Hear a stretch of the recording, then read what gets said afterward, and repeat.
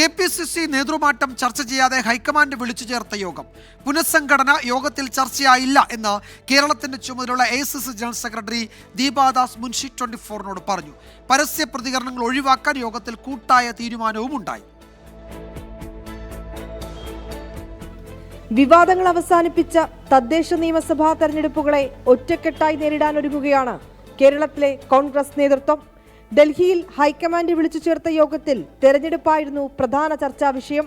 പുനഃസംഘടന സംബന്ധിച്ച ചർച്ചകൾ ഉണ്ടായില്ലെന്ന് കേരളത്തിന്റെ ചുമതലയുള്ള AICC general secretary Deepa Das Munshi. Yes, there is a strategy and the roadmap on coming election in local body as well as the assembly of Kerala. Any chance to restructuring Kerala? No, it was not discussed. നേതൃമാറ്റമല്ല ഭരണമാറ്റമാണ് ചർച്ചയായതെന്ന് രമേശ് ചെന്നിത്തല 24നോട്. Collective ലീഡർഷിപ്പായിട്ട് പാർട്ടി മുന്നോട്ട് പോകും. എല്ലാവരും ഒരുമിച്ച് നിൽക്കും. ഇനി നമ്മുടെ മുമ്പിലുള്ള ഏറ്റവും പ്രധാനപ്പെട്ട കാര്യം നേതൃമാറ്റമല്ല ഭരണമാറ്റമാണ്. നേതാക്കൾക്കിടയിലെ അനൈക്യം ദോഷം ചെയ്യുമെന്ന് രാഹുൽ ഗാന്ധി. ഒന്നിച്ചു നിന്നാൽ ലോക്സഭാ തെരഞ്ഞെടുപ്പിന് സമാനമായ വിജയം നേടാൻ കഴിയുമെന്നും യോഗത്തിൽ രാഹുൽ ഗാന്ധി പറഞ്ഞു. കേരളത്തിൽ ഭരണമാറ്റം അനിവാര്യമാണെന്ന മല്ലികാർജുൻ ഖർഗെ. രാഷ്ട്രീയ തന്ത്രങ്ങളും സംസ്ഥാനത്തിന്റെ ഭാവിയും യോഗത്തിൽ ചർച്ച ചെയ്തുവെന്നും മല്ലികാർജുൻ ഖർഗെ വ്യക്തമാക്കി. പാർട്ടിയുടെ ഐക്യത്തിനായി എന്തു സഹകരണത്തിനും തയ്യാറെന്ന് VD സതീശൻ. അതുതന്നെയാണ് തന്റെയും നിലപാടെന്ന് K സുധാകരൻ യോഗത്തിൽ അറിയിച്ചു.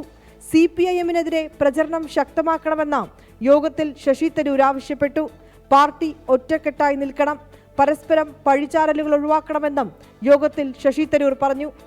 വിവാദങ്ങൾ അവസാനിപ്പിച്ച് ഒറ്റക്കെട്ടായി തെരഞ്ഞെടുപ്പിനെ നേരിടണമെന്നാണ് ഹൈക്കമാൻഡിന്റെ നിർദ്ദേശം.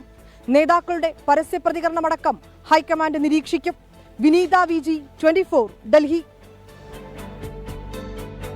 NCP സംസ്ഥാന അധ്യക്ഷനായി തോമസ് K തോമസിനെ ദേശീയ നേതൃത്വം പ്രഖ്യാപിച്ചു. PM Suresh Babu, PK Rajan master എന്നിവരാണ് വർക്കിംഗ് പ്രസിഡന്റുമാർ. തർക്കങ്ങളില്ലാതെ പാർട്ടിയെ ശക്തിപ്പെടുത്തി മുന്നോട്ട് പോകുമെന്ന് തോമസ് K തോമസ് പിന്നീട് പ്രതികരിച്ചു.